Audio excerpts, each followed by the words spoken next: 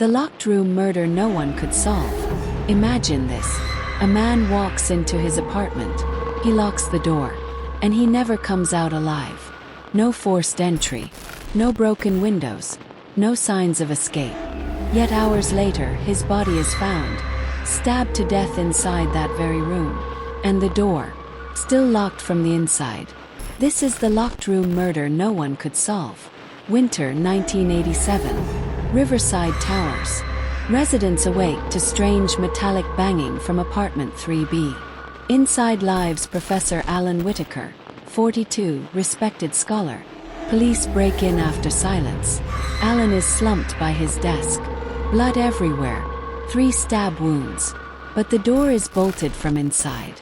The window nailed shut. No way in. No way out. Detectives search. No weapon. No knife. Nothing. On the desk, a half-typed letter. If anything happens to me, know it was not by my own hand. The words cut off in blood. Typewriter ribbon ripped. Room spotless. Only Alan's prints.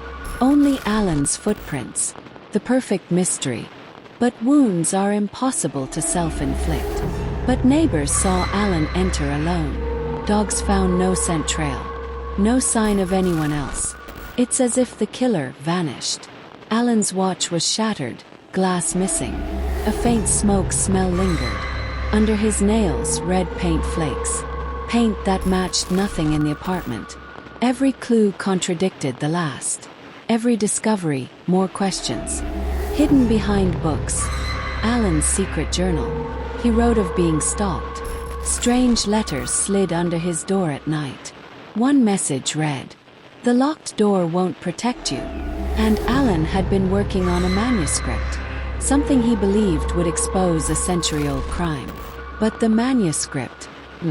Police only found an empty folder labeled, "The Glass House Affair, 1887. A notorious unsolved murder." Another locked room case. Had Alan uncovered something dangerous? Something worth killing for? Autopsy reveals shocking details. Alan was drugged with chloroform. Stabbed hours before discovery.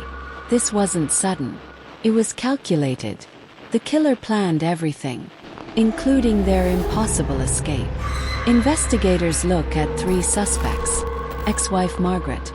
Bitter divorce, but distant. Teaching assistant Daniel Price. Accused of stealing Alan's work, neighbor Mrs. Green. Heard dragging noises from Alan's flat. But every suspect had an alibi, and none could get past the locked door. Then, a letter arrives at the police station. The professor should have stayed quiet. The truth was never his to tell. The door was never locked. If you know where to look. A chilling taunt. Someone out there knew the secret. Re-examining the lock reveals subtle tool marks. The lock was tampered with. Reset from the outside. Meaning someone could lock it behind them. And that lock, custom built. Only 2 were ever made. One on Alan's door. The other missing. A name keeps surfacing. A figure tied to Alan's past. Linked to the missing manuscript. And to that second lock. But before police could act, that person vanished. No trace. No goodbye. Just like Alan's killer.